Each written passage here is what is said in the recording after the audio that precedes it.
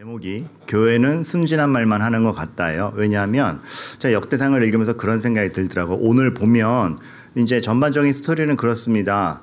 빼앗겼던 언약궤를 정말 오랜만에 되찾아왔고 다윗이 하나님이 임재하시는 그 언약궤를 다시 되찾으면서 너무 감동을 했죠. 그래서 그 감동과 정말 하나님께서 이제 이 나라를 세워가시는 거에 대한 확신을 갖다가 그 찬양이 쭉 이어지는 게 오늘 본문까지도 이어지는 겁니다. 그런데 저는 이제 그 찬양이 오히려 너무 괴리감을 느낄 수 있다라는 생각이 드는 거죠. 왜냐하면 예를 들어서 27절에 존귀와 위엄이 그의 앞에 있으며 능력과 즐거움이 그의 처소에 있도다. 네, 물론 그래요. 다윗의 심정에선 그럴 수 있을 것 같아요. 이제 자신의 왕권이 터가 닦이고 그러니까 하나님으로부터 부여받은 자리이며 그리고 언약궤도 다시 되찾아왔으니 이건 정말 존귀와 위엄이 이 나라에 있을 것이고 우리가 하나님의 능력 안에서 즐거움을 맛볼 것이다. 근데 제가 누누이 말씀드리지만 역대상을 읽는 사람들은 누굽니까? 포로에서 돌아와서 황무지에서 개척하는 사람들입니다. 그러니까 옛날에 다윗은 그래 영광 중에 있다 싶어도 본인들은 그 다윗 시절 다 무너지고 나라가 타락해서 다 허무너진 가운데 심지어 나라가 망해서 포로까지 잡혀와서 옛날에 영광은 온데간데 없고 다시 척박한 데서부터 시작해야 되는데 아이고 존귀와 위엄이 그의 앞에 있다. 이건 정말 너무 공감되지 않는 얘기다. 이렇게 그러니까 과거의 영광을 보면서 다시 그렇게 되자라고 할 수도 있겠으나 1차적으로 오는 건 그게 되겠어? 오히려 옛날의 영광 때문에 더 소외감과 괴리감을 느낄 수 있지 않나 그 생각이 드는 거예요. 저는 그 교회에서 소망을 주는 게 가끔 그럴 수 있지 않나라는 생각을 해봅니다. 제가 듣는 여러 말씀 중에 하나 늘 이렇게 너무 이해가 되면서도 가슴 아프게 들려오는 말은 뭐냐면 어떤 굉장한 현실적 어려움 가운데 제가 하나님이 지켜주실 것입니다. 정직하셔야 됩니다. 이런 말씀을 할 때 혹 이렇게 말씀 주시는 분이 있어. 목사님 참 순진하시네요. 이렇게. 근데 그렇게 말씀하시는 게 너무 이해가 되는 거예요. 왜냐하면 현실은 그만큼 녹록지 않기 때문에 그렇습니다. 이분이 믿음이 없어서가 아니에요. 하지만 그 현실에서 하나님이 도우신다라는 실감을 하기까지는 너무 어렵고 혹 이것이 포로로 돌아온 사람들이 황무지를 보고 찬양 기사 읽는 것 같을 때가 있습니다. 그러니까 악의가 있어서가 아니고 진심으로 튀어나오는 거. 목사님 순진하시네요. 목사님 현실 모르셔서 그래요. 충분히 나올 수 있는 말입니다. 이런 말이 나오는 데 있어서는 저는 여태까지 좀 설교에 이런 책임도 있는 것 같습니다. 땅에서 발이 떨어진 설교. 그러니까 현실 감각이 너무 없는 거죠. 그리고 물론 하나님을 바라봐야 되는데 현실 감각 없이 그냥 너무 찬양만 한 것이 아닌가. 그러니까 삶과 떨어진 찬양. 그런 땅에서 발이 떨어진 설교가 성도님들로 하여금 그런 괴리감을 느낀 게 아닌가. 근데 저는 이 설교도 상대적으로 위험하다고 봅니다. 뭐냐면 하늘을 놓친 설교. 너무 땅에 발을 디딘 나머지 현실감이 충실한 나머지 하늘에서 벌어지는 일에 대해서는 하나님이 해가시는 것에 대해서는 전혀 모르는. 전 그래서 땅에 발을 붙이고 하늘을 바라보는 설교를 해야 된다고 생각을 합니다. 그러니까 굉장히 현실감 있는데 현실에서 현실을 다 해석하는 게 아니라 그 냉혹함 앞에 하나님이 어떤 역사를 해가시는가에 대해서 분명히 볼 수 있는. 그러니까 진짜 말 그대로 이리때 안에 양의 순결은 놓치지 않지만 이리때 안에 있음을 알고 가는. 그래서 정말 뱀과 같이 전투적인 지혜도 있어야 되지만 비둘기같이 순결함을 같이 갖는다라는 것이 굉장히 중요한 거죠. 그래서 저는 이런 말씀을 좀 드리고 싶어요. 목사님 순진하시네요. 예, 그럴 수 있겠습니다. 사실 저는 그럴 수 있다라고 봐요. 왜냐하면 저는 출근도 여러분은 주일에 오셔서 교회로 오셔서 이렇게 교원이 마음 편하다이지만 저는 출근을 교회로 하지 않습니까? 앞을 봐도 목사, 뒤를 봐도 목사, 싸워도 목사, 밥을 먹어도 목사, 졸아도 목사. 목사님들 교육자에게 둘러싸여 있으니까 어쩌면은 이렇게 순진한 가운데 있어서 정말 현실에 대한 감각이 떨어질 때가 있습니다. 근데 한편으로는 이런 것도 있어요. 순진해서 그래서 남들이 안 하는 말들을 합니다. 어쩌면 그것도 필요한 것 같아요. 그래서 그 순진함 덕분에 하나님이 무엇을 해가시는지에 대한 선명함을, 그래서 남들이 하지 않는 말을 할 수도 있다라고 봅니다. 각자의 역할이 있는 것 같은데 제가 그저 제 순진함으로 얘기하는 게 아니라 그 순진함의 근거가 하나님의 말씀이라면 우리가 한번 생각해 봐야 되지 않겠는가, 그런 제안을 드리는 거죠.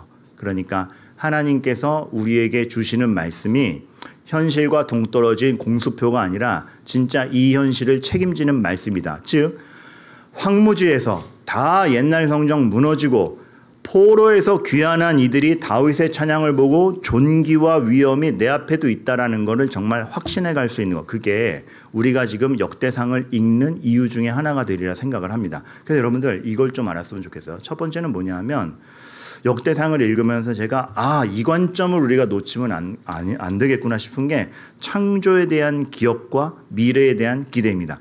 역대상을 딱 읽다 보면 하나님께서 우리를 현실이라는 딱 잘라서 오늘 하루 현실에 매몰되어 살아가는 우리를 그대로 냅두지 않고 창조에 대한 기억과 하나님이 주시는 미래에 대한 기대 속에서 그것을 이루어 가시는 약속이 오늘에도 유효하다를 지금 쫙 보여주시는 것 같아요. 이게 우리가 역대상을 읽는 자세요, 삶을 바라보는 조망이 돼야 됩니다.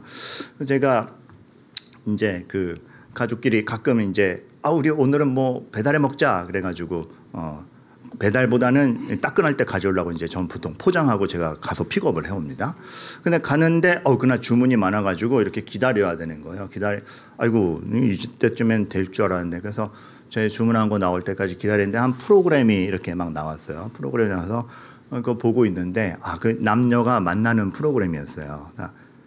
그냥 깔게요. 나는 솔로인데 뭘 어렵게 설명하나. 나는 솔로 하고 제 방 하고 있더라고요. 그래서 보는데 사실 저는 나는 솔로 이렇게 좀 별로예요. 스트레스 받으면서 봐야 되고 좀 너무 별로라서 저는 나는 솔로 잘 안 봅니다. 그래서 안 보는데 그리고 막 하는 말들도 별로고 그래가지고 그랬는데 인상 박힌 대사가 한마디 나왔어요. 그 어떤 여성분이 남성분이랑 얘기를 하는데 이제 요즘 딩크족도 많으니까 결혼하시면은 아이를 낳을 생각이 있으십니까? 물으니까 여자분이 저는 아이 꼭 낳을 거예요. 그 얘기를 하더라고요. 그래서 왜요? 근데 그 이유를 설명하는 게 저렇게 생각할 수도 있구나. 되게 의외의 서사였어요. 뭐냐면 사랑하는 사람이면 당신과 내가 사랑한다라고 했을 때 우리가 앞으로 연애를 하면 당신의 오늘 만나는 현재와 앞으로 이어갈 미래는 볼 수 있는데 사람 사이의 관계라는 게 당신의 과거는 볼 수 없잖아요. 근데 아이를 낳으면 당신의 과거를 볼 수 있을 것 같아요. 하는데 여러분 놀랍게도 일부 예배 때는 여기서 아멘이 나왔어요. 근데 산뜻하잖아요. 그 관점이 산뜻하잖아요. 그러고 보니까 정말 사람이 지나간 과거는 볼 수가 없는데 우리는 현실이나 앞으로 사실 겪을 것도 모르고 그냥 현실에 갇혀 사는데 아이를 낳는다라는 게 나와 이 사람의 과거를 동시에 볼 수 있는 것 아닌가? 과거로의 회귀. 이 관점이 되게 따뜻했어요. 물론 되게 전 산뜻하다라고 느꼈는데 같이 기다리시던 한 아주머니께서 이제 감동을 깨는 말씀을 하셨죠. 뭐하러 승질 만나지? 막 이렇게. 그 말씀도 맞아요. 그 말씀도 맞아요. 원수의 과거를 본다 쉽지 않죠. 그래서 이분의 말씀도 맞는데 근데 저는 이 산뜻함이 있었던 거죠. 과거를 볼 수 있다라는 거. 그리고 참 지나가서 확인할 수 없는 거를 사실 이렇게 아이를 통하여 반추해서 볼 수 있다라는 건 신선한 관점인데 하나님께서 역대상을 통해서 하시는 게 그거예요. 지금 그 글을 읽는 사람들이 포로로 돌아와서 황폐한 현실밖에 못 보는데 과거에 뭘 하셨는지를 보여주는 거예요. 아담부터 시작하잖아요. 내가 너희를 만들었다. 예뻤다. 좋았다. 죄 때문에 그렇게 된 거지 예뻤다. 죄 때문에 그렇게 됐지만 난 그 죄의 문제를 해결해서 너희를 다시 소망 중에 둘 것이다. 그 약속 가운데 펼쳐지는 미래가 있는 거죠. 그래서 오늘의 황폐함을 견딜 수 있는 근거가 생기는 게 역대상입니다. 그런데 그 황폐함에 대해서 우리도 마찬가지 아닙니까? 우리의 현실도 다윗의 전성기 같이 살지 않고 우리의 오늘 삶이 포로에서 귀환한 것 같은 황무지가 매일 월요일 아침에 느낌이잖아요. 그렇게 봤을 때 하나님께서 우리와 하나님 사이에 있었던 과거를 보여주시면서 그 약속이 유효하고 그 약속대로 이루어질 미래를 다 기대감을 보여주시는데 그 가운데 오늘 현실. 이거 정말 가슴 벅찬 거죠.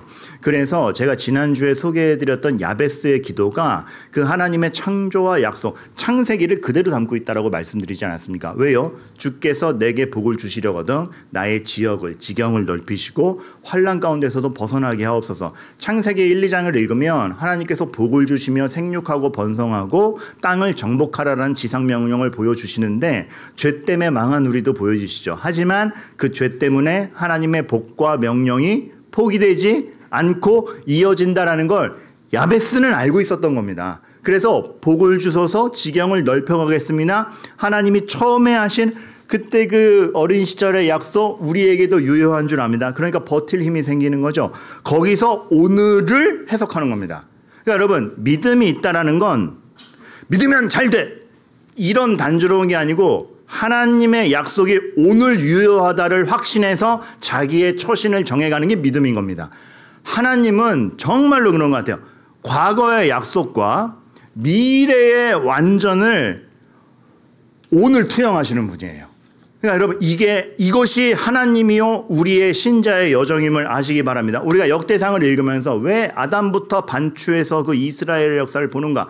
과거의 약속이 포기되지 않았으며 그것이 미래의 완전을 만들어낼 건데 그 과정의 오늘이다. 그러면 오늘이 단편적으로 싹 잘리면 포로에서 귀환한 망한 나라의 나이지만 연결돼 버리면 이것이 오늘의 황무지로 끝나지 않기 때문에 하나님 앞에 기도하며 할 것을 해보겠다라는 결의가 생기는 우리의 오늘 소망을 갖는다, 오래 참는다, 긍휼을 베풀겠다, 힘을 내보겠다 이런 모든 것이 바로 이러한 하나님의 일하심에서 우리가 갖게 되는 근거인 거죠. 여러분 저는 그래서 오늘 다윗의 찬양을 보면서 다윗에게도 하나님의 약속이 있었고 미래가 있었기 때문에 오늘 오만하지 않게 서 있고 사울을 죽일 수 있을 때 죽이지 않았으며 정말 약속과 기대 가운데 현실을 충실했던 것이 그런 찬양을 하는 날도 있다라는 걸 아실 때 우리도 그 찬양을 할 수 있는 날이 온다라는 거죠. 그러니까 우리가 배워야 될 게 굉장히 많습니다. 지난주에 확 꽂혔던 단어 중에 하나가 eternal now. 그러니까 되게 단어가 모순된 단어가 함께 있죠. 영원한 현재. 현재는 영원하지 않아요. 단편적이에요. 그런데 신자의 현실은 eternal now인 거죠. 영원히 연결된 현재. 사실 저는 이 개념을 모르진 않았어요. 그런데 지난주에 우리 그 사랑교라고 선배님 설교를 듣는데 이 개념이 나오더라고요. 근데 제가 알고 있던 거랑 좀 다르게 설명되는 거예요. 제가 알고 있던 건 4세기의 교부인 어거스틴이 얘기한 이터널 나오거든요. 어거스틴은 정말 하나님을 잘 인식하던 사람이었어요. 그 그림 보면 심장 잡고 있죠. 하나님의 은혜가 나의 지혜를 관통하고 성령의 감동이 내 마음을 만질 때 비로소 나에게 진정한 삶의 의미가 나온다. 그거 이렇게 초상화해서 표현된 건데 그만큼 어거스틴은 대학자이기에 앞서서 하나님이 뭘 하시는지를 보는 분이었어요. 그런데 그 어거스틴 목사님이 이터널 나우 영원한 현재를 얘기할 때는 우리에겐 현재라는 시간밖에 없지만 하나님은 이 현실을 넘어서서 영원 중에 계시는 분이므로 우리와 이렇게 표현해서 죄송합니다. 급이 다른 찬양의 대상이다. 그러니까 우리의 현실보다 훨씬 높으신 하나님을 표현하는데 이터널 나우를 썼거든요. 근데 제가 들은 그 선배님은 이 이터널 나우를 설명하는 데 있어서 멀리 계시고 높이 계신 하나님이 아니라 그 영원한 하나님이 우리 삶의 영원을 들고 나우에 개입하셔서 오늘 우리를 어떻게 달라지게 하는가 이렇게 설명하시더라고요. 근데 그게 굉장히 마음에 와닿는 거예요. 그래서 제가 같은 단어인데 조금 다르게 안다. 근데 훨씬 입체적이고 발전적이다 싶어서 토요일 저녁에는 감히 이렇게 목사들끼리 연락하는 거 아닌데 제가 여러분을 위해서 이 제대로 된 설교를 하기 위해서 선배님께 카톡을 보내요. 선배님 주일 저녁에 정말 죄송합니다. 선배님 설교를 들었는데 이터널 나우 저는 어거스틴의 이터널 나우 개념밖에 모르는데 제가 알고 있던 거와 훨씬 발전적인 개념이어서 선배님 혹시 뭐 참고하셨습니까? 물었어요. 답이 안 와서 A형인 저는 마음고생을 하고 있는데 다행히 답이 왔어요. 그러니까 그 선배님도 질문이 좋은 거죠. 왜냐하면 영적 탐구에 있어서 함께하는 동지가 그 궁금증을 참지 못하고 물은 거에 굉장히 환대해 주시면서 답을 보내주셨어요. 어거스틴이 한 말 맞다. 근데 현대 신학자 중에서 폴 틸리라고 이 개념을 더 발전적으로 얘기한 게 있다. 그래서 책을 찾아보니까 그 단어구나. 영원한 지금이라는 책이 2000년대 넘어서 들어왔고 번역이 돼 있더라고요. 사실 폴 틸리라는 학자는 저의 신학적 방향이라는 차이가 있어서 제가 잘 참고 안 하는 사람이었어요. 이것도 오만인 거죠. 근데 그분의 이 개념만큼은 우리가 정말 참고할 정도로 통찰이 있는 거예요. 딱 그 개념이에요. 우리의 현재는 영원한 하나님이 개입하신 하루다.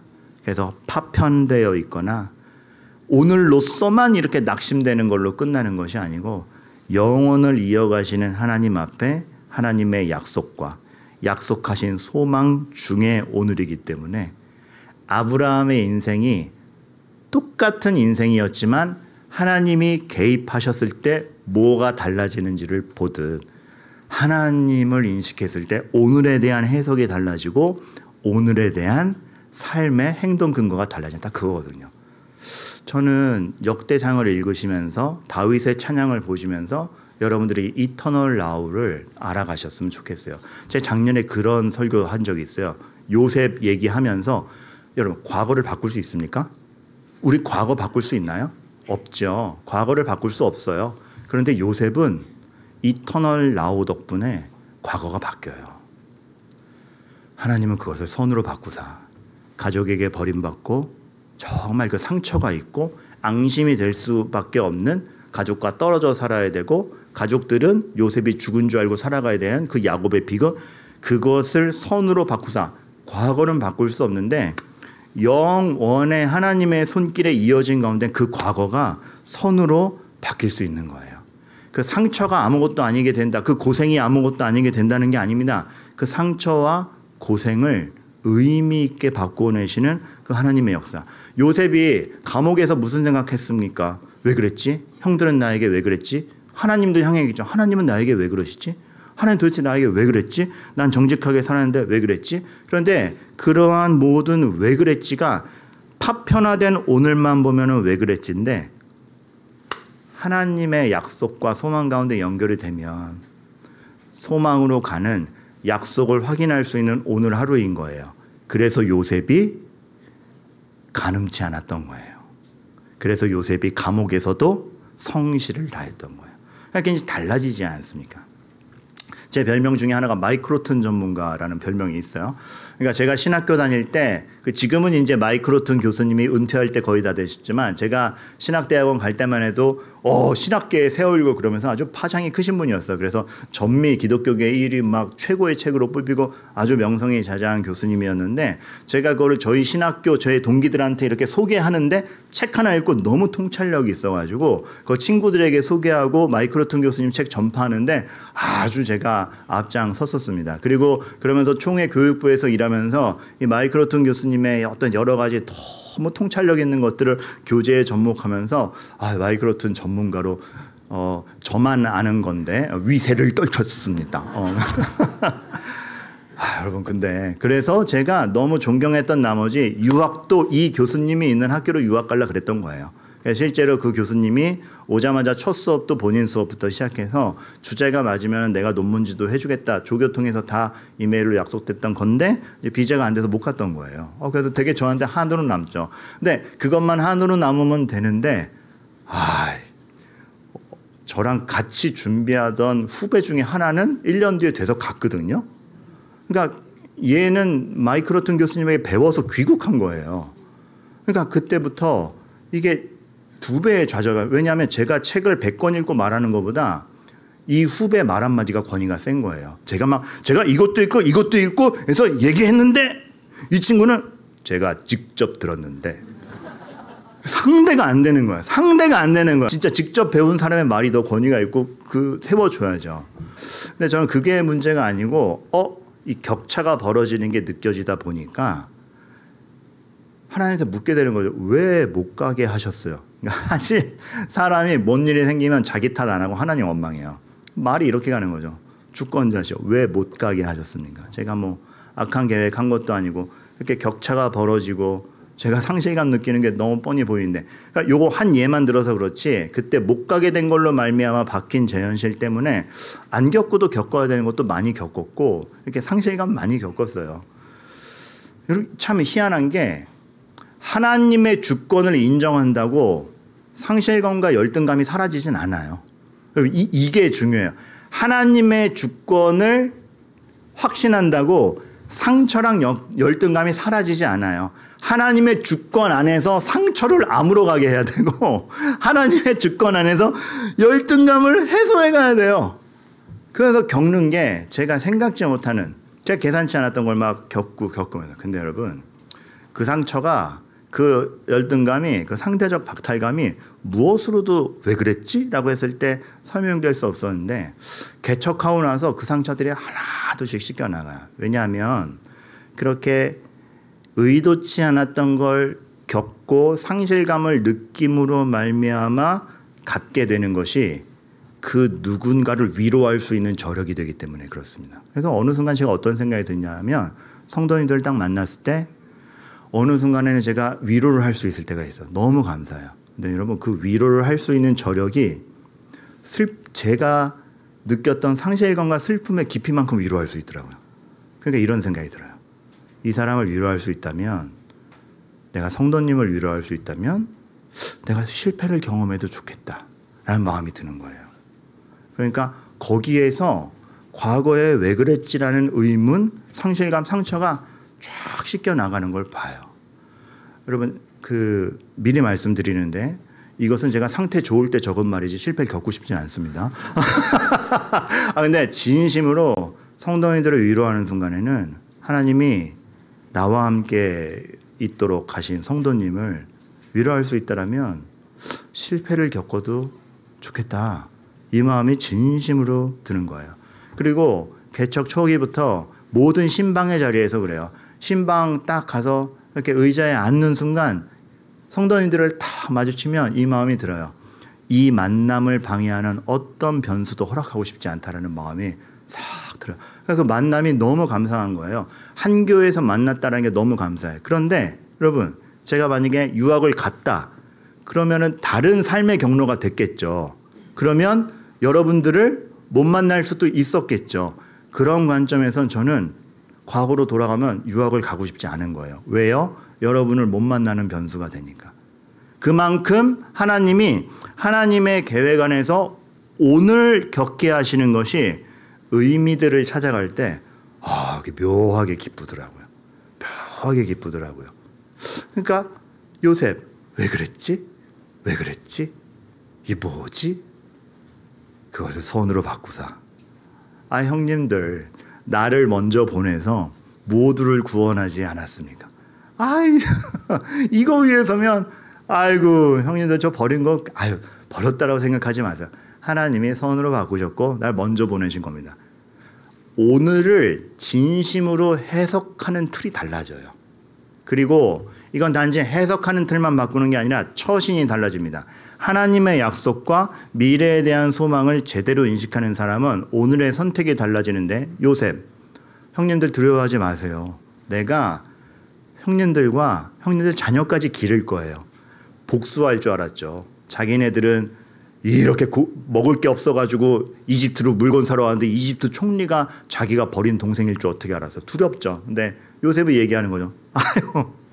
이렇게 웃진 않았을 겁니다. 자꾸 연기하네. 형님들 두려워하지 마소서. 당신들과 당신의 자녀들을 기르리다. 왜요? 형님들에게도 하나님의 약속이 묻어 있습니다. 우리는 언약의 자손들입니다.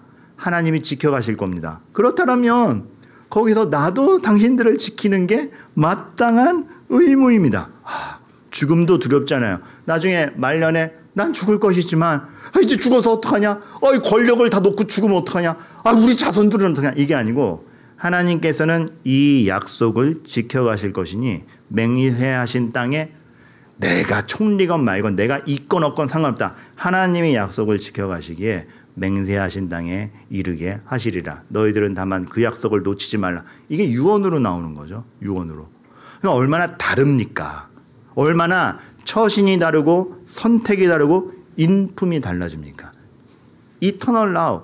하나님의 영원한 손길이 오늘 나의 현실에 개입되었을 때 딱 보게 되는 그것이 진짜임을 아는 것. 하나님 없이 모든 게 쌓여봤자 바울이 말하던 배설물과 같은데 하나님과 함께 출발할 때 상처와 척박한 것도 의미로 되새겨지는 그것. 그 생명의 능력. 그걸 우리가 보아가는 거죠. 여기서 오늘의 눈물을 좀 참을 수 있는 거예요. 여러분, 그런 가운데 포로에서 돌아온 이들이 오늘 말씀을 읽은 겁니다. 우리도 똑같은 심정으로 온 땅이여 여호와께 노래하며 그의 구원을 날마다 선포할지어다. 지금 우리 황무지 가운데 돌아왔지만 그 약속이 취소되지 않고 우리는 여전히 하나님의 구원을 선포하는 오늘을 살겠다. 나도 다윗을 그렇게 만든 거는 다윗 성전도 아니고 그의 왕권도 아니고 하나님의 약속이었으면 우리도 마찬가지다. 그의 영광을 모든 민족 중에, 이것은 단지 우리만의 일이 아니라 온 역사를 다스리시는 하나님의 일이기 때문에 모든 민족에게 선포되고 전파될 것이다. 기이한 행적이죠. 왜요? 우리가 이해하지 못하니까. 왜 그랬을까? 왜 이런 일이 일어날까? 우리 뜻대로 안 되기 때문에 기이한데 그 기이한 행적이 뒤돌아보면 맞는 거죠. 우리의 지혜보다 탁월한 모두를 살리시는, 나는 그것을 우리의 능력으로 안 되는 그것을 알리고야 말겠다. 그러니까 26절에 이 고백이 만국의 모든 신은 헛것이나 포로로 돌아온 사람들도 봤을 거예요. 바벨론에 끌려가 봤으나 페르시아에게 망하는 바벨론. 페르시아는 쟁쟁한 것 같지만 다니엘의 예언대로 그도 누군가에게 망할 것. 모든 건 헛되고 우리도 많은 것들을 의지해 봤지만 하나님께서 떨어질 때 망하는 우리 민족을 보면서 모든 건 헛된 것. 오직 하나님만이 진짜라는 것. 여호와께서 하늘을 지으셨도다. 이게 지금 황무지 가운데서 그들에게 실감나는 약속이 됐을 겁니다. 우리도. 여러분, 우리도. 저는 여러분이 정말 이터널 라우 가운데 여러분 오늘 하루를 바라보셨으면 좋겠어요.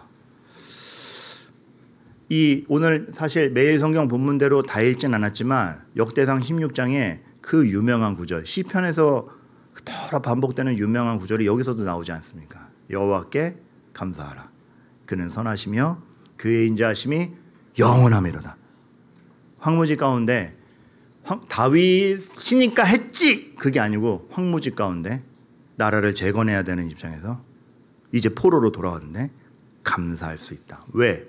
그는 여전히 선하시며 그 인자하심이 영원하다는 것을 내가 믿고 가겠다. 여러분, 그 삶에서 두려워요. 그러니까 우리는 사실 뭐에 두려워하냐면 내 생각대로 안 되면 다 두려워요. 그래서 이렇게 열심히 했는데 이렇게 실패해서 두려워요. 나 어떡하지? 근데 여러분, 너무 깔끔하게 이루어져도 두려운 거 아세요? 저는 정말 제가 원하는 대로 싹 이루어졌을 때 두려움. 저 사람 진짜 벌 받았으면 좋겠다. 근데 그 사람이 진짜 벌 받다. 두려움. 통쾌함이 아니라 두려움. 나도 그 대상이 될 수 있어라는 두려움. 진짜 이러신의 두려움. 두려움이 있어요. 국가대표 코치까지 했던 정프로라고 제가 가까이 아는 분이 있는데 그분이 사실 그 집이 어려워져서 억지로 군대를 가는데 군대를 가면 이렇게 몸이 군대에 맞춰지니까 근육이 골프 근육이 다 무너진대요. 그러니까 군 생활 시작하면 제대하고 프로 골프 시험을 이렇게 통과하는 데 있어서는 또 몇 년의 투자가 필요하대요. 근데 집안 사정이 안 되니까 이 골프 시험 프로 골퍼 자격증 못한 채로 그냥 군대를 간 거예요. 그래 군대 제대했는데 빨리 또 먹고는 살아야겠으니까 3개월 만에 프로 골프 시험을 했는데 막 원망이 되더라고요. 왜 저는 다른 애들처럼 좋은 환경에서 훈련해서 여유 있게 시험 보지 못하고 이 엉망인 몸으로 지금 몸도 다 안 풀렸는데 프로 골프 시험을 봐야 됩니까? 진짜 하나님 이러식입니까? 이렇게 기도했대요. 하나님 이러식입니까? 근데 뒤집어 얘기하면 하나님 살아계시면 진짜 인정한 거죠. 하나님 이러시겠습니까? 근데 여러분 그때 그 정프로님이 골프 프로 지원 3,000명 중에 1등을 해서 통과해요. 치는 족족 이러시깁니까? 근데 여러분 이분이 끝까지 1등이다 1등이다 끝에 겨우 1등으로 패스하고 나서 무슨 생각했게요? 이런 생각이 들더래요. 1등으로 프로 테스트 딱 통과하고 나서 맨 먼저 이 생각이 들더래요. 이 하나님한테 덤비면 죽겠구나. 두려운 거예요. 여러분 인생이 사실은 굉장히 두려움의 연속이야. 내 원대로 단되면 기쁠 것 같죠? 두려워요. 그 기이함에 두려워요. 거기서 너희들의 인생이 너희 뜻대로 안 됐다 그래서 낙심으로 가는 것도 아니고 너희 뜻대로 다 됐다고 좋은 것도 아니며 정말 니네가 아우 저 사람 망했으면 좋겠다. 진짜 망하는 거 보면 통쾌하지도 않은 게 인생이다. 니네 생각대로 안 되는 게 인생이면 인생의 의미는 그렇게 찾는 거 아니다. 두려워하는 우리에게 뭘 해야 될지 모르는 우리에게 하나님이 딱 보여주시는 거죠. 나는 선하고 인자하고 너희와의 약속을 파기하지 않는다. 그러니 두려워 말고 너희들의 생각대로 안 됐다고 불평도 말고 너희들의 생각대로만 되기를 바라지도 말고 다만 오늘 주어진 현실이 나의 선함과 나의 인자함 가운데 허락된 하루이니 나를 더 알아갔으면 좋겠고 나를 확신하며 나와 함께 동행하는 것을 배워가는 하루가 되어라입니다. 여러분 정말 이 영원한 하나님의 손길이 개입됐다라는 거에서 오늘 하루 현실의 해석이 바뀌길 바라겠어요. 진짜로 한번 다시 보시기를 바라겠어요. 그래서 여러분 우린 예배 공동체인 겁니다. 예배가 실용적입니까?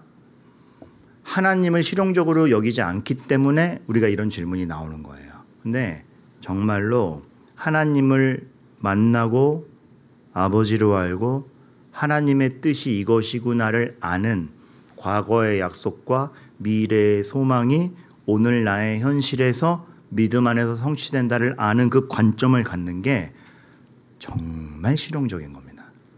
그거를 우리가 확인해야 돼요. 세상의 실용적인 방편을 얻어서 실용적인 게 아니라 그 본질을 딱 잡았을 때 이게 진짜구나를 알았을 때 그것. 그래서 매주 하나님을 바라보며 선언하며 찬양하며 기도하며 찾으며 하나님을 찾는 예배 공동체인 거예요. 출애굽에서 보면 바로에게 처음 요구할 때 우리는 유대인으로서 독립국가의 위상을 차지할 것이며 이렇게 얘기 안 해요. 뭐 요구하는데? 저기 나가서 예배 좀 드리려고 그럽니다. 그 얘기예요. 하나님이 저 사흘길을 가서 우리로 하여금 하나님 앞에 예배 드리려 하게 합니다라고 얘기를 해요. 그게 본질인 겁니다. 그래서 다윗이 전성기를 얘기하는 데 있어서 역대상은 다윗이 이런 전쟁에 이겼다 보다 부각되는 게 언약궤가 돌아와서 하나님의 임재를 맛보는 그 감격, 거기서 하나님을 바라보는 가운데 다윗이 자기의 인생을 이제 하나님 안에 둘 수 있음에 대한 기쁨, 이거 찾아가는 걸 전성기로 여기는 겁니다. 그거를 포로에서 귀환한 백성들이 있는 것이고